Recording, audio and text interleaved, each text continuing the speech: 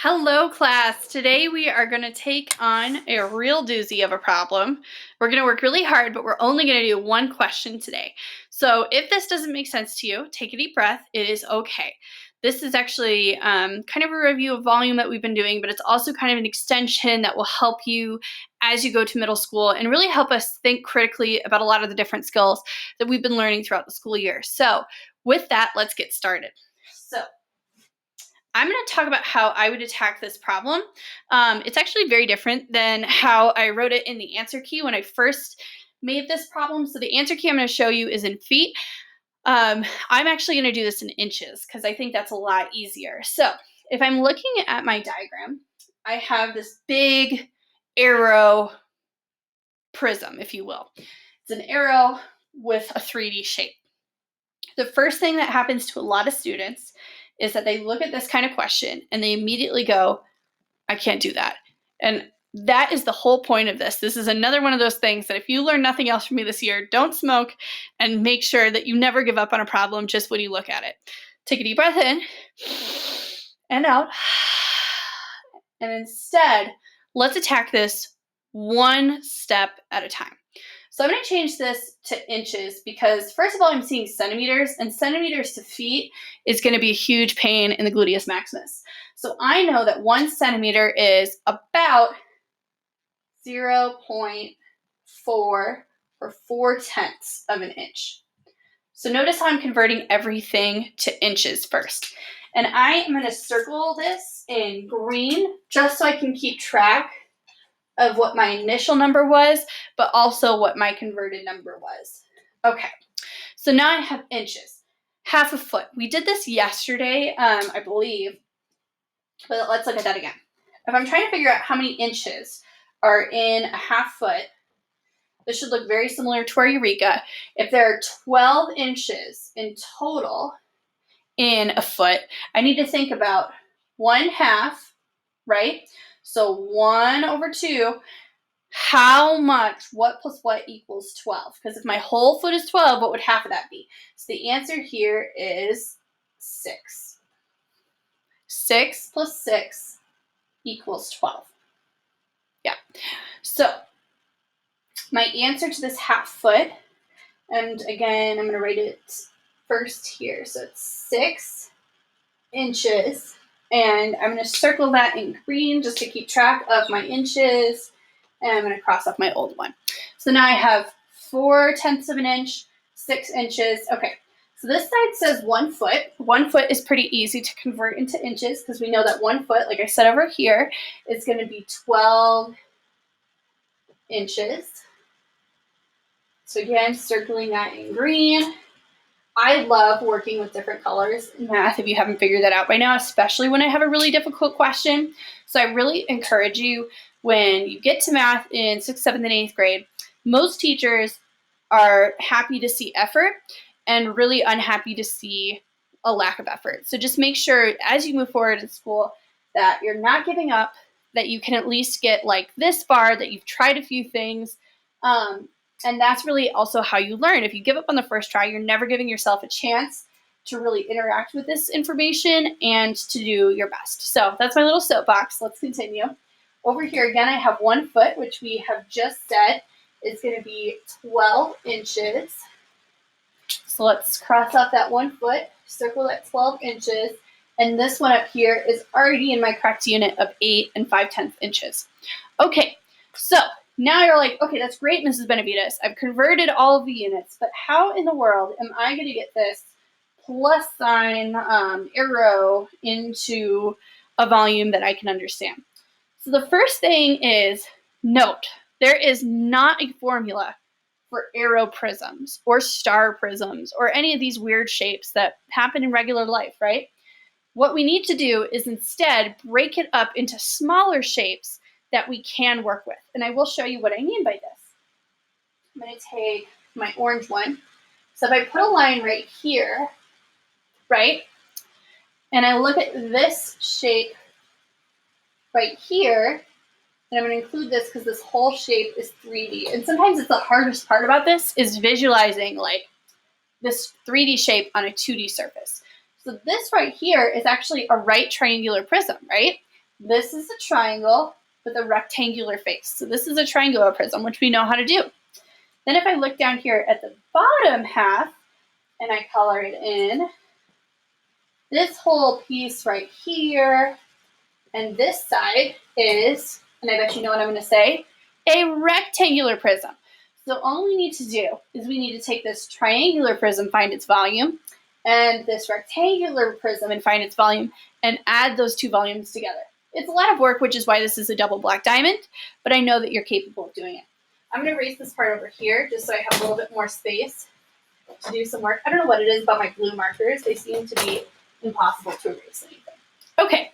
Again, Mrs. Benavides does not do multiplication, division, addition, or subtraction backwards. So I'm going to work on this board over here and be singing. Hopefully that you are following along with me and you're practicing those basic math skills. So,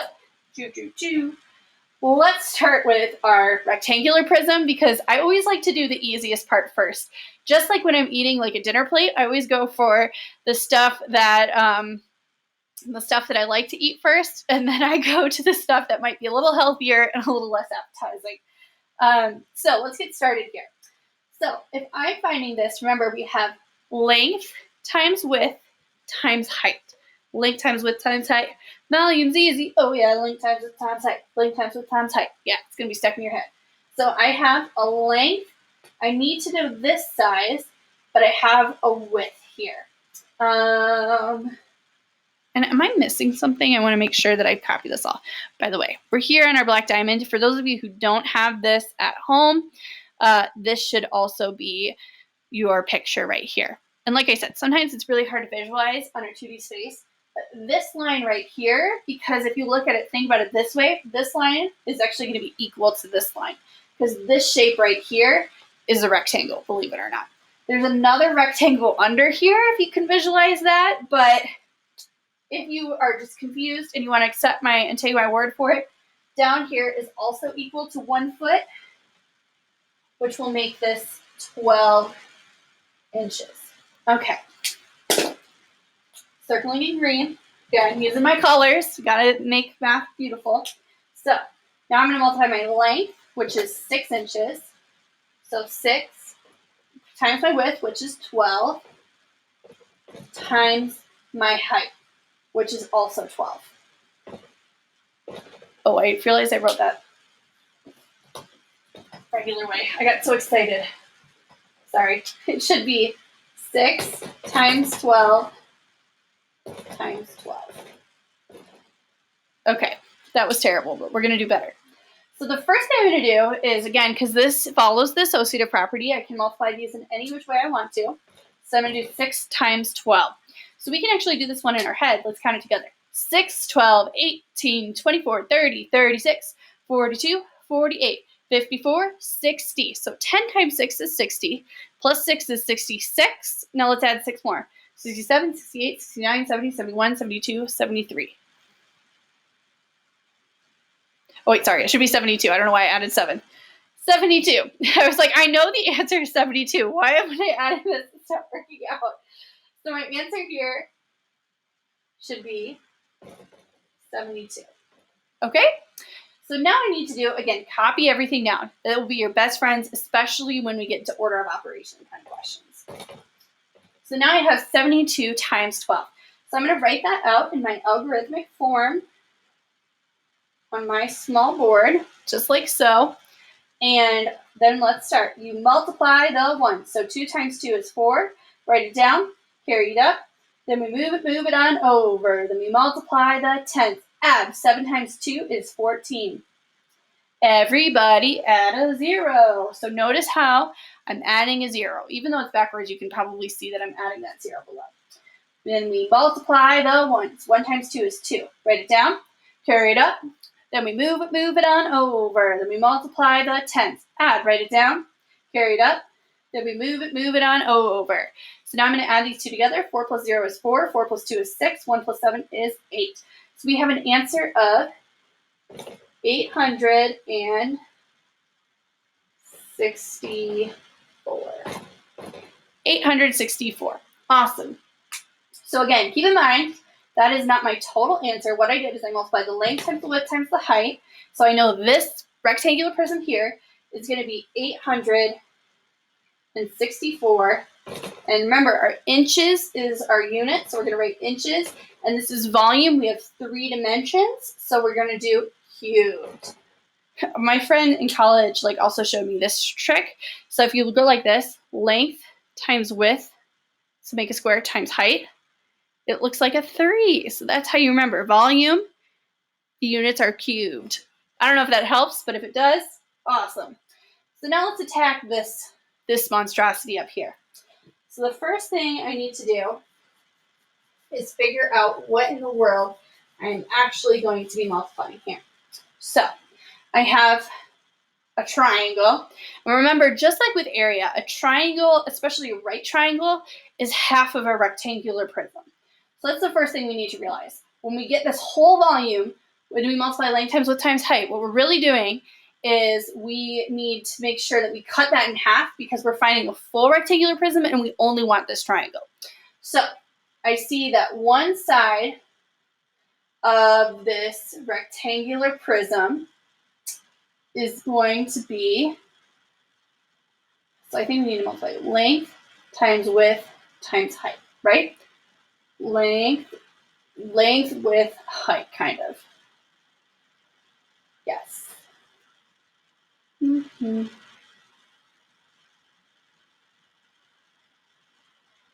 Yes. Try to remember.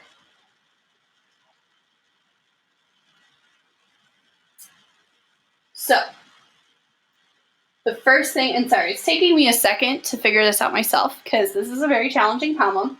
So the first thing I need to do is figure out this distance across here. So I already know that this is 0.4. Remember, my hashy things are going to symbolize that this length is equal to this length. So this is 0.4. This is also going to be 0.4 or 4/10. This distance right here, because this whole thing right here is a rectangle, this distance is going to be equal to this distance. So this is going to be 6 inches. So if I add these 3 together, 4/10 plus 4/10 is 8/10. So it's 8/10 inches. Okay? That's this whole distance across. And I got that by adding. Okay, so now I need to multiply.